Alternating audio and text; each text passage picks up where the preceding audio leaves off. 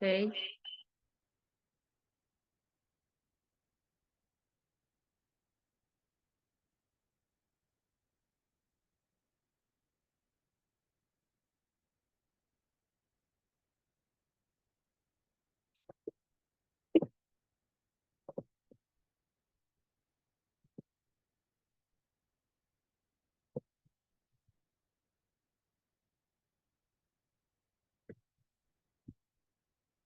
On what they were saying, and they put together the books. Okay, so but with the Tanya, the Alter Rebbe actually like labored, and what he says to what he explained was that he really sweated like over every word, and that on that way the Tanya is called the Torah Shebichtav of Chassidus, because it was the first book where it lays out a sort of like step-by-step plan of personal spiritual growth, as opposed to all the, it has nothing to do with halacha.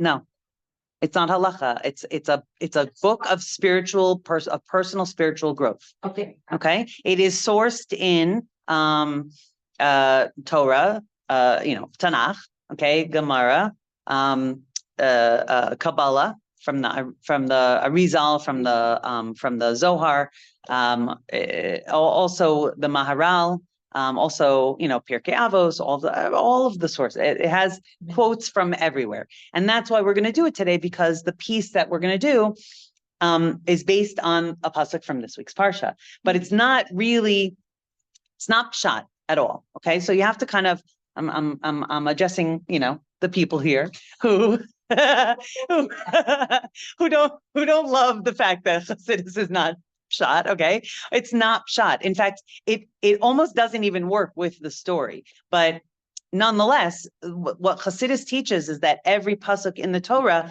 is a lesson to us in all time, like eternally, and therefore you can take the pasuk sort of out of the story. It does work if you think about it and if you delve deeper. But you can take the pasuk out of the context of the story that it's happening in, and you can understand the whole pasuk, like, with a different layer or a different lens. And that's what Tanya is. It's literally a book of personal development. Okay. But it was amended by the Lubavitcher Rebbe, wasn't it? It was not amended. There are like notes on it. Okay. And that's what you have. Lessons in Tanya is there are people who this is just the text translated. Okay. But it's very hard to just read it. I mean, I was just saying to someone the other day that I have met Bali Tshuva. I met one Bal Tshuva one time who said that he literally was like backpacking in India or something like that. And he was like, and he was searching, seeking, and he found, and someone had left a Tanya in like the night table of the dorm that he was in some whatever backpacker or hostel, whatever. And he literally read it cover to cover. He was up all night. He read it cover to cover, mind blown, and he understood enough of it to have his mind be blown. I wouldn't understand any of it. And I've been learning Tanya for 30 years, right? And I would not be able to read it cover to cover and understand it. I mean, now I have, the notes in my head from all my teachers, but you really have to learn Tanya with a teacher. And what you have in front of you, the lessons in Tanya, is, if you just peek open, you'll see that it has the text of the Tanya interspersed with not just translation, but also notes. Okay. So the person that wrote this, Rabbi Weinberg, Rabbi Yosef Weinberg, what he did was he translated the Tanya and he put in notes based on how the Rebbe would teach Tanya. Okay, references that the Rebbe made or that other teachers in Chabad made. And then the Rebbe actually went over the manuscript of Lessons in Tanya and he okayed it, made changes, made corrections, whatever he did. But eventually when it was printed, it was with the Rebbe's Haskama. Okay. Since 1994, since Gimel Tammuz, which is coming up, so I'm going on 30 years. Yeah.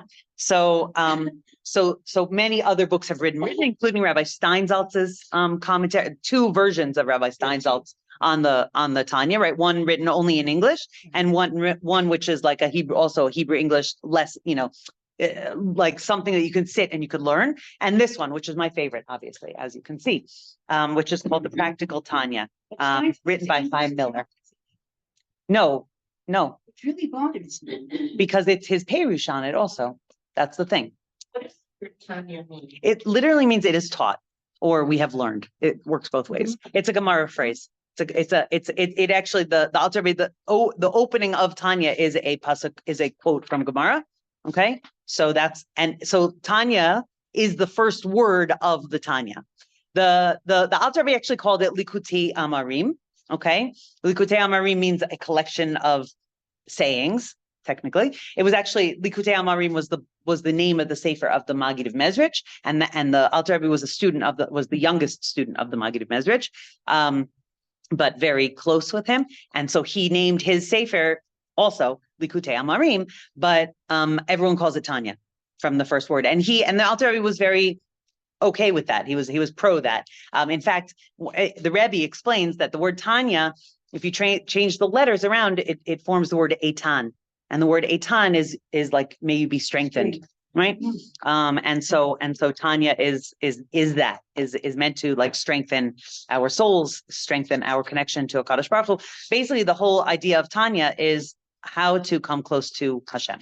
That's Miladi was really already in a different Hasidut, right? It wasn't like I mean, all the students of the Maggid became Rebbes. They were sent out to different places. The Alter Rebbe was sent to White Russia, Lithuania, which specifically was a stronghold of Hitnagdut to Chassidut, okay? Hisnagdus to Chassidus. And the Maggid chose the Alter Rebbe for, he was actually called the Litvak, because that's where he was from. And his mind was so meduyak, like he was so organized that he was specifically sent on this shlichut to try to bring Chassidus, to the people who were the most against it, to try to break that opposition a little bit by showing that it's not a cult, it's not a new way of, it's not something different. It's based in Torah. It's just, different personalities needed different things. And Hasidus was a new approach, but not a change in Yiddishkeit. It was true to Yiddishkeit. Anyway, that was the Alter Rebbe's task that he was given by the Maggid. And that's so he wrote Tanya. It actually came out as a series of pamphlets, unnamed. Okay, he wrote it. He brought it out like anonymously. It wasn't about him. It was about the Torahs. But his Hasidim kept on saying to him, no, it has to be printed properly as a sefer.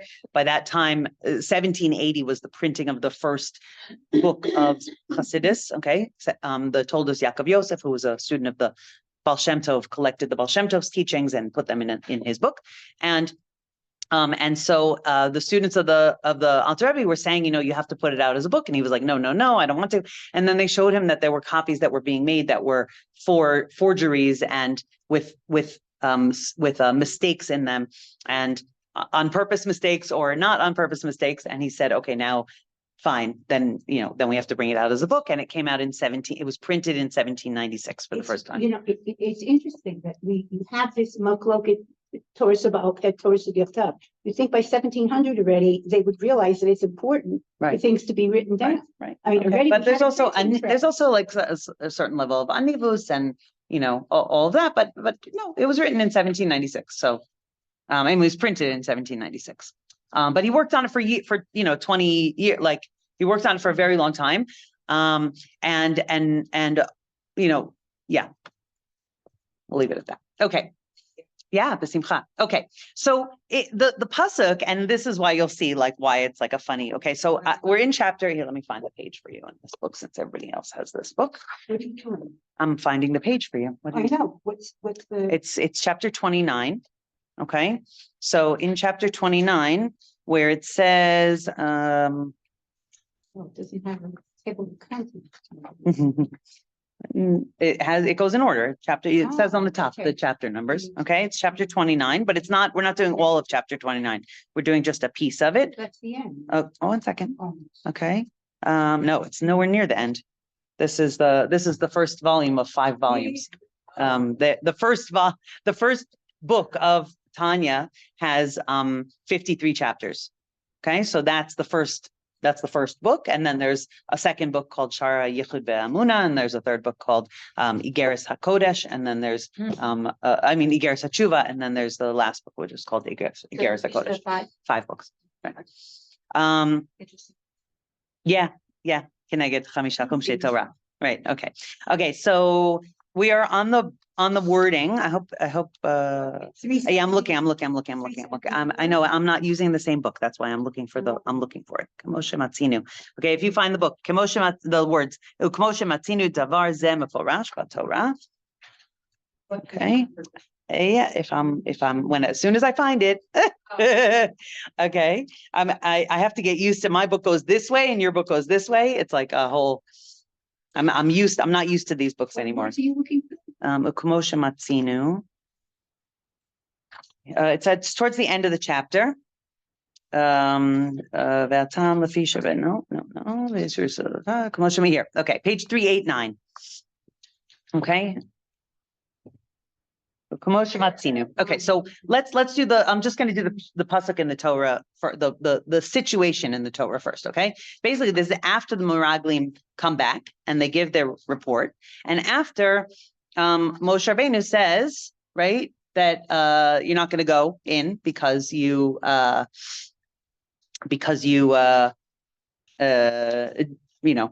because you didn't want to, and B, because you spoke badly. Okay, so you're going to die in the wilderness for 40 years, and you're gonna this generation is going to be gone, and then the other people will go into the land. Okay, and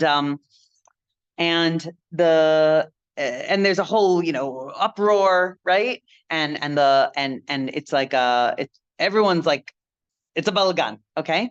And it says, "Vayidaber Moshe el hadvarim ha'ela el kol bnei Yisrael v'yita'ablu ha'am me'od." Okay, Moshe spoke these words that you're not going to go into the land; you're going to wander for 40 years. This is a consequence of what happened, and the people mourned exceedingly. Okay, yitablu ha'am me'od. Okay, and then the pasuk says. The Torah says, "Vayashkimu baboker." Okay, they woke up early in the morning. Oh, do we have this here? No, I'm reading the psukim. V'ya'alu el rosh hahar. Okay, and they went towards the mountaintop. Lemor hinenu ve'alinu el hamakom asher amar Hashem ki chatanu. Okay, now they say we're here. We are. We're ready. We're ready to go up to the place that Hashem has spoken, for we have sinned. Okay, ki chatanu, and basically they try to turn around and say, no, we made a mistake. We actually want to go into the land. And basically they go and attack, and Hashem is not with them, and they are all killed. Okay. And it's a very harsh situation, because like, it seems like it means like they were mourning. Like, doesn't that sound like tshuva? Right. And earlier in the parsha, we have, that Hashem is going to forgive the way that, and we were forgiven for so many other things. Why not this? Right. Just for the people. Maybe this one higher level that. Right. So there's a lot to talk about with the Meraglim. Okay. And another year we'll talk more specifically about the Meraglim. But since Hashem wanted us to learn Tanya this morning, we're gonna deviate from the actual events of the parsha, and we're just gonna focus on that pasuk, okay, on that event. Okay, so let's look in the Tanya. Okay, I say that I really believe that if they had waited until God's anger dissipated, He would have let them go. Maybe. In other words, it was like Kadosh Baruch Hu was saying to them, "You still don't get it. I said no. It's no." Right. So, but it's no now. Question is, what would happen? Right. There's a lot to be said about this. I mean, there's a lot of very understandable explanations. I mean, the Nesiv Shalom says, that really they were supposed to wander for 40 years because really that generation was not ra'ui to enter into the land, not only because they were in Mitzrayim, but also because they got used to them. There was like a there actually was something that happened in the Midbar that enabled us to hold on to our emunah in a stronger way, because for 40 years we were living on man, and we were in the clouds of glory, and that actually was important to do, and it actually elevated all of Am Yisrael to a higher level because we were living on emunah for 40 years. Okay, and that was necessary, but there was a chance that we didn't need that we could do all those tikkunim without being in the desert for 40 years. And we could have gone straight to Eretz Yisrael, but the way the spies reacted showed that no, we couldn't. There was too much klipa here in the land of Israel, and we weren't at the right level to be able to conquer it or overcome it or live in this land without getting tainted by it, right? And there were processes that had to happen. And therefore, we tried to sort of like rush it. Hashem said, okay, I'll give you a chance. Let's see if you can rush it. And we couldn't rush it. So then, okay, now you're back to the original plan, which was the 40 years. So there's a lot, okay? And Chassidus is very, very, very makpid on not speaking Lashon Hara about the Meraglim, because the Torah calls them Roshei B'nai Yisrael. The Torah speaks highly of them. They did make a mistake. They were to'eh in how they thought this should play out, but they were not the way that we learned about them in grade school, where they like turn evil all of a sudden and they, whatever. They're not. It was just very complicated, and they got caught up in the complications, and they had a different outlook. They went the wrong direction. Can I ask you, so if you're saying that this book was written because of a lot of questions that you had and trying to would you say that this is talking about who all of the Okay, so let's actually read what he says, and we'll see. Okay. U'kmoshe matzinu. So we didn't bring the pasuk yet. Let's see how he's going to use it. Okay. U'kmoshe matzinu davar zeh meforash b'Torah gabe meraglim. Okay, we see this idea. Now, this idea, he's going to show you what the idea is. I don't want to explain the whole chapter. Okay, we're going to get to it. Okay. Shemitchila amru ki chazak hu mimenu. Okay. They in the Meraglim's report to Am Yisrael, right? They say, and this is translated as we are unable to go up against this people because they are stronger than us. Okay, but in the Gemara it says what was part of their mistake. Okay, the Gemara says, do not read stronger than us, but stronger than Hashem. Mimenu can be from, the Gemara says this in Gemara Sota. Okay, Mimenu can be translated than us or than him, meaning Hashem. That the people of Canaan are stronger than him, than Hashem. Okay, and that was Shelo ha'eminu b'yecholet Hashem. That in that they were showing a lack of emunah in Hashem's ability. Okay, so if you read it like that, it's very clear that they're like, no, we can't do this because our God's not good enough. Exactly, they're going to beat us, and that shows that they did not understand the full kochot of who they were dealing with, of Hashem. Okay, oh, hang on, because that's not the point here. Okay, but then afterwards, they changed their mind, right? They returned and they said, no, wait, hineni, I'm here, I'm ready, right? We're ready to go up. Okay, we just read that, right? A few psukim later. And the Alter Rebbe points out, he says, what happened? What happened between them saying they're stronger than us and now we're ready? Right? How did all of a sudden did they regain their power in Hashem's, their belief in Hashem's power? Right? Nothing actually happened. It's just the next morning. Okay? Hare lo her'a lahem Moshe Rabbeinu alav hashalom shum ot umofet al zeh b'intayim. Moshe Rabbeinu didn't show them anything. There was nothing it wasn't like Moshe said he says your children will roam in the wilderness for 40 years and bear your guilt until your carcasses shall cease to be in the wilderness. Okay. And then they, and then basically they all go to sleep. And in the morning they're like, Hineni, we're ready. Right. Moshe Rabbeinu didn't accompany that statement with like thunderbolts, lightning bolts, and there wasn't a big fire that came down and a mountain hole over their head. No, nothing. He said it. And the next morning they were like, okay, now we're ready.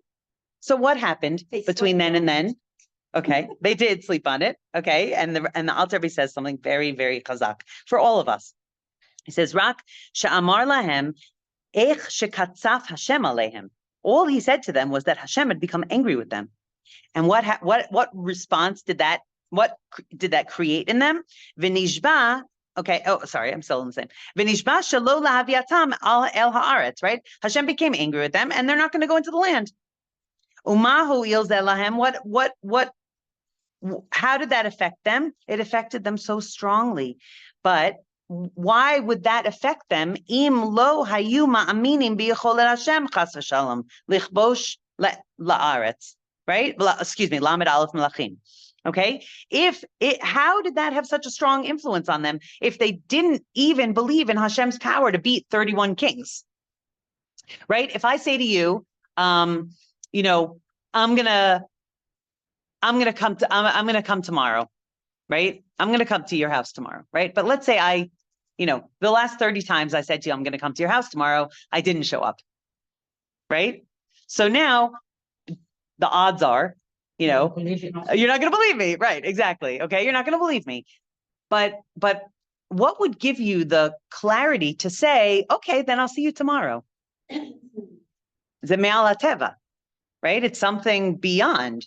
Why would you possibly believe if the last 30 times I said, I'm going to come to your house tomorrow and I didn't show up, right? The normal thing would be like, oh, yeah, right. Okay.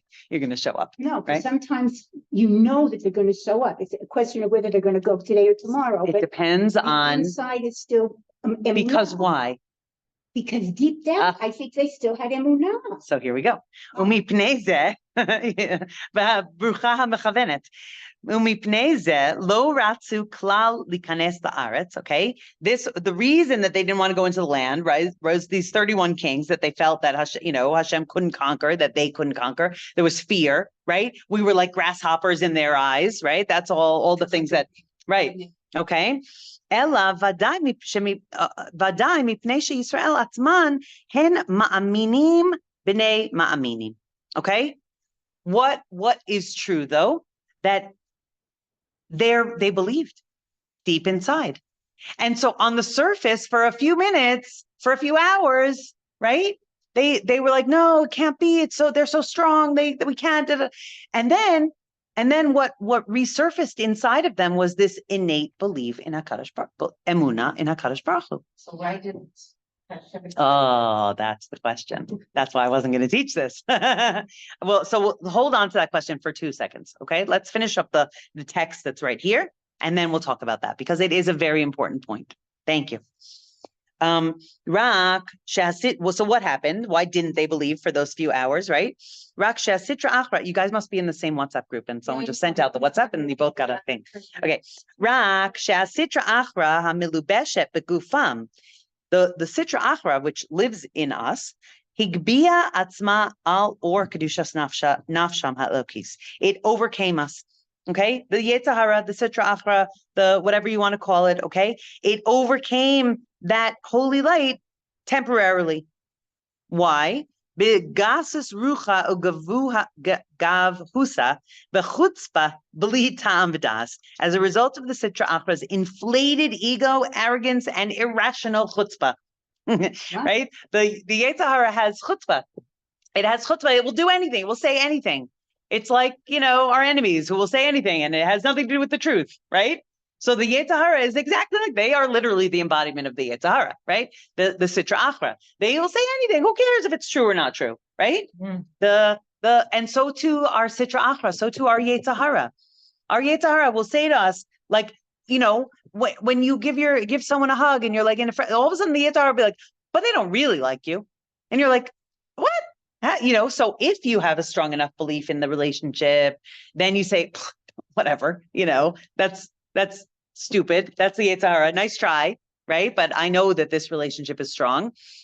What if you don't have such a belief? What if you don't have such a strong faith in that relationship? So then when the Yetzer Hara says, oh, they just like you because you're making them cookies. I don't know, whatever, right?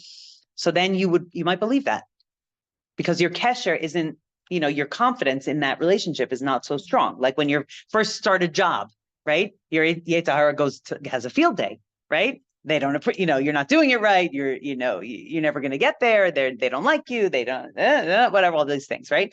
Okay. It doesn't last. If you overcome, if you have the kochot to shush that, right? Then you keep on moving forward. If you don't have the kochot to shush that, then you get stumbled, you get blocked. Okay. Well, hold on. I think there's a parallel between being able to conquer your Yetzer Hara and then conquering Eretz Israel. For sure. Yeah. For sure. It's to be like a double. Absolutely. Yeah. Absolutely. Because the Yetzer Hara is very strong here. The Sitra Achra is very strong here. That's because the Kedusha is so strong. So also the Sitra Achra is so strong. There's no rational explanation why Israel is on the front page of every single newspaper, every single day of every single year, when it's the tiniest little speck of nothing amount of land out of, what is the percentage of land mass that Israel actually occupies in the, land masses of the world? Nothing, point, blah, blah, blah, whatever, right? And yet it's the focus of the whole world because you know why? Because it's also the focus of Hashem. Because it's also the holiest place. And wherever you have the holiest things, you also have in order to have free choice in the world, zeh le'umat zeh, you always have the equal opposite power in that place. Right. It's like marriage, right? Marriage can be the holiest thing in the world, and it can also be the most destructive thing in the world to the people that are involved, right? That's why chas v'shalom, the divorce, a divorce can get so acrimonious, lo aleinu chas v'shalom, right? But because there were such strong feelings of positivity, because there was so much kedusha, it can go lahefech to the complete other side. It's an amazing thing.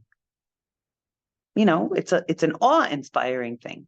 It's a terrible thing on some level, but it's all up to us, exactly like you're saying, that it's up to us we're like the pebble in the shoe of the world. Yeah. Yeah. And it's so strong. I don't want to speak much in here about Morocco, but the doubt. Right. I mean, right. We have doubt, but that's like the 1,000%. But our doubt, meaning they came by it honestly, right? They were slaves in Egypt. Right? You can take the slave out of Egypt, but you can't take the slave out of the slave. You can't take the Egypt out of the slave, right? They had not grown enough, even though they were at Har Sinai. So, and this is really the answer to your question, Ati, that they were at Har Sinai. They were lifted, in a blink of an eye. They were lifted from the bottom of the bottom to the top of the top.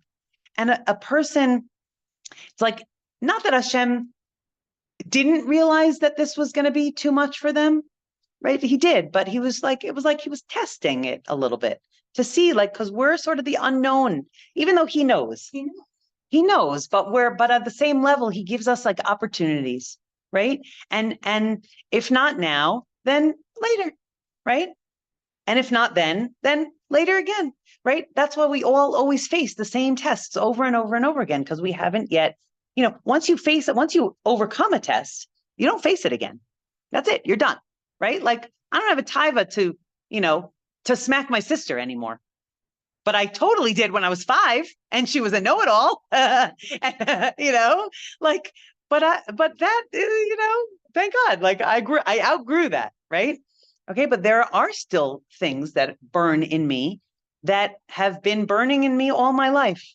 And a new level and a new level and a new level, right?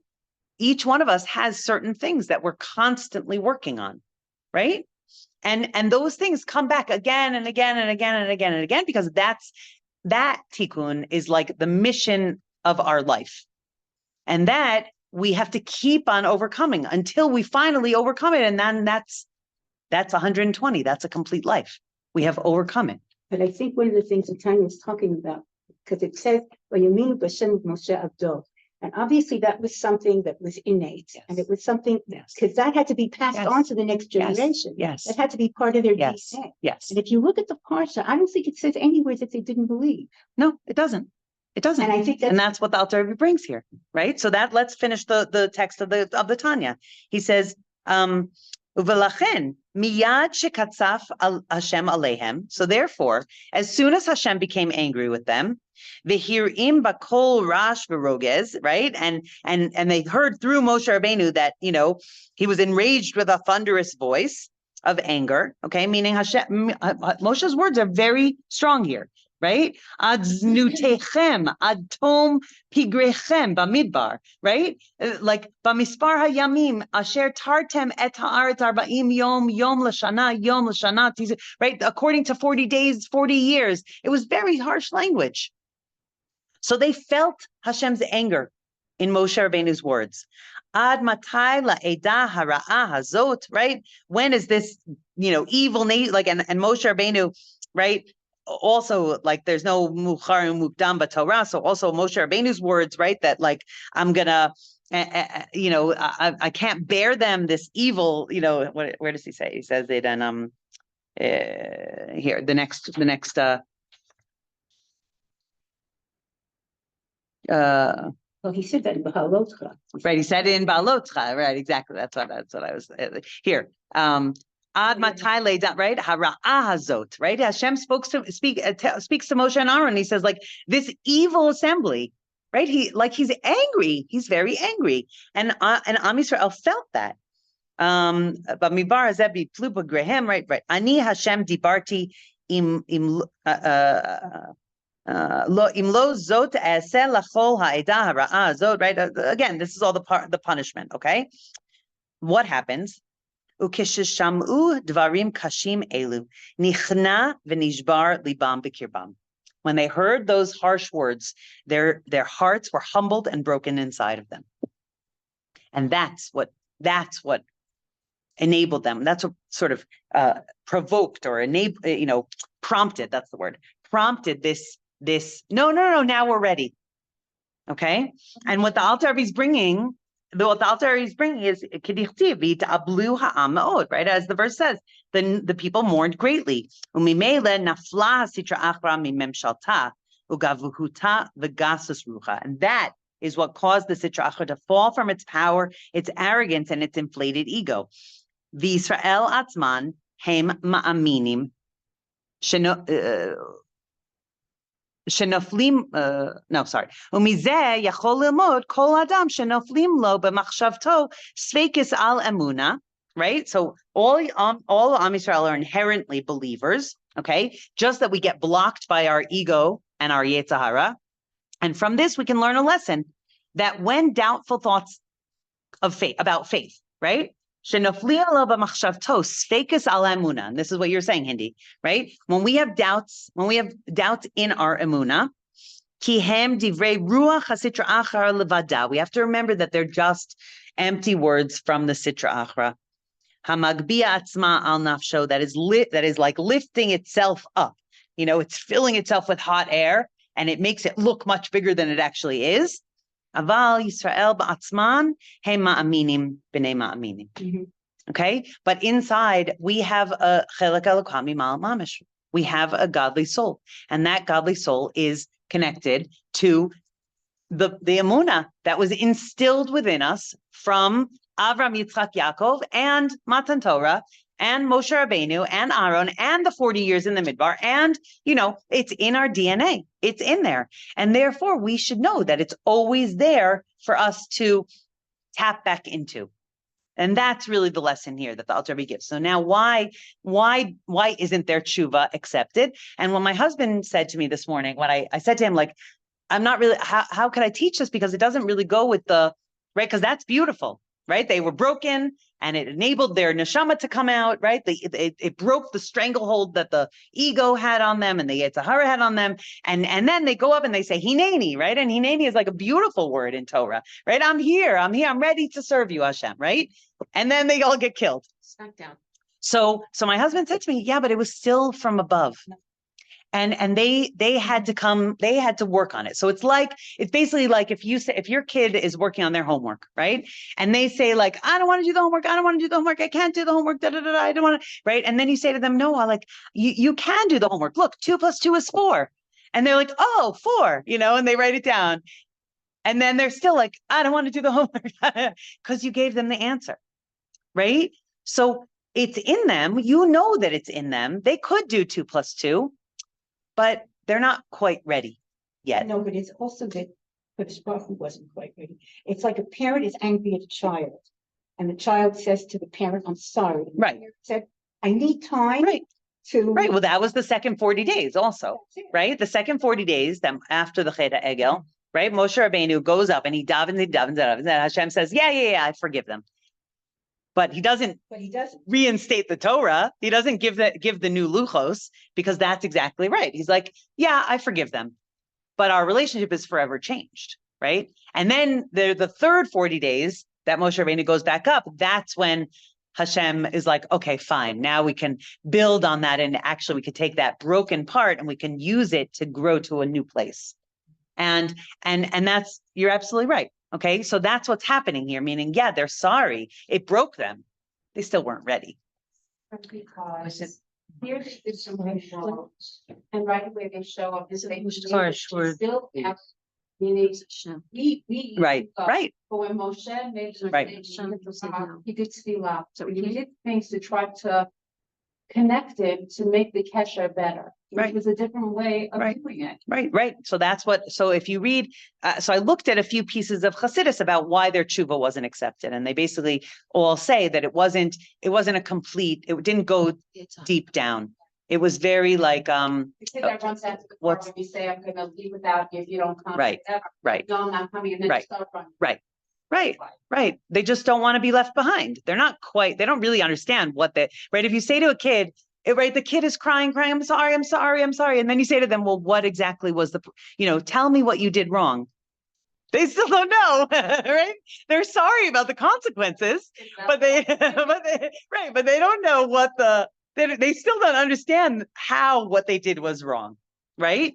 That's where the tshuva that's real tshuva, right? So yeah, they're like, yeah, okay, yalla, you're right, we're ready. No, you're not ready. But there is tshuva. There's not necessarily. There definitely is tshuva. It just takes 40 years. Exactly. There absolutely is tshuva. Very important. The first thing Kodesh Baruch Hu says to them is when he gives them the halachot, chala and yayin netzach. In other words, they're right. These are tools. Right. Exactly. Right. You okay, fine. We're not there yet. Now we're going to start with the tools of how you actually get there through your own efforts. And that's what's going to bring them to that place, right?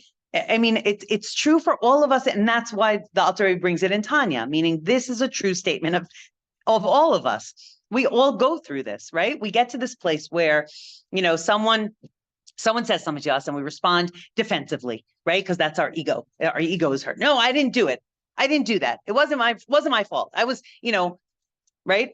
Okay. So then that's the, we're not going there. We don't, there's too many reasons why we're not going to go into the land. Right. And then Hashem says, what? How could you possibly, you made this, you're seeing it the wrong way. And I can't believe that you're complaining. And they're like, oh, you're right. We shouldn't be complaining, but right.